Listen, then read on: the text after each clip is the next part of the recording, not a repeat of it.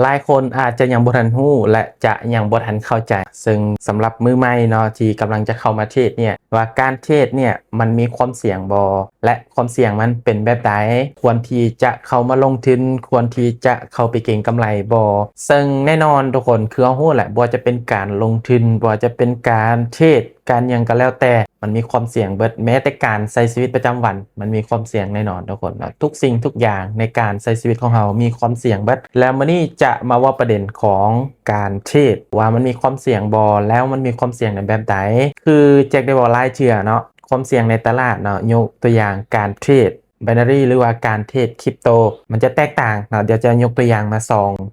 แบบเนาะคือ1การเทรดหุ้นและการเทรดคริปโตเนาะเดี๋ยวมาว่าความเสี่ยงของการเทรดคริปโตก่อนคือรู้แหละว่าการเทรดคริปโตเนี่ยเราสร้างกำไรจากความผันผวนของราคา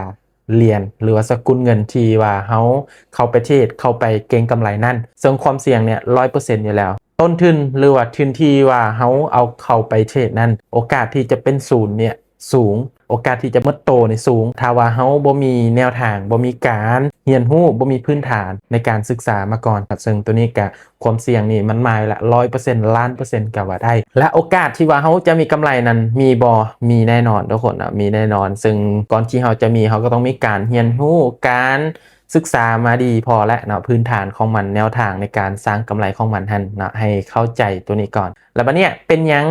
ความเสี่ยงของการเทรดคริปโตมันจึงสูงก่อนการเทรดหุ้นซึ่งการเทรดหุ้นเนี่ยความเสี่ยงมันมีคือกันนะแต่ว่ามันอาจจะบ่สูงและก็อาจจะบ่หลายซ้ำกันกับการเทรดคริปโตนะซึ่งการเทรดคริปโตเนี่ยจะมีความเสี่ยงหลายก่อนซึ่งการเทรดหุ้นเนี่ยถามว่ามีบ่มีแต่ว่าตามที่แจ็คเบิ่งแล้วนะมันความเสี่ยงมันจะบ่หลายเท่าคริปโตในการเทรดหุ้นนะหรือว่าเทรดทองคำก็แล้วแต่ว่าง่ายคือเอาวิเคราะห์เนาะวิเคราะห์ราคาของมันเนาะว่าราคาในมื้อนี้จะเป็นแบบใดและ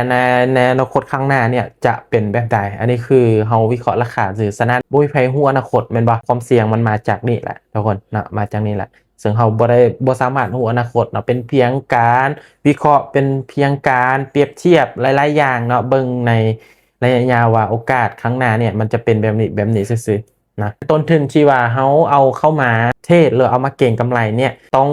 ยอมรับความเสี่ยงให้ได้แท้ๆว่าง่ายๆคือเงินที่ว่าเราจะเอามาเทรดหั่นก็คือต้องกล้าได้กล้าเสียได้ก็คือได้เสียก็คือเสียเลยเนาะเอาเป็นทุนเย็นเอาเป็นทุนที่ว่าบ่จำเป็นใส่ในชีวิตประจำวันเพราะว่าในเมื่อเรา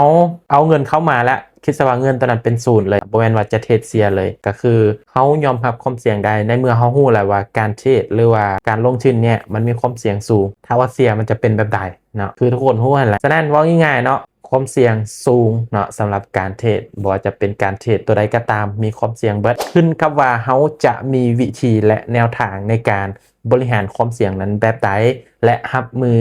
กับมันในแบบใดและหาวิธีแก้ไขกับมันแนวใดอันนี้คือขึ้นกับบุคคลเนาะว่าจะสามารถเฮ็ดมันได้บ่โอเคเนาะสำหรับคลิปวิดีโอนี้ก็มีประมาณนี้นะว่าเรื่องความเสี่ยงของการเทรดนะ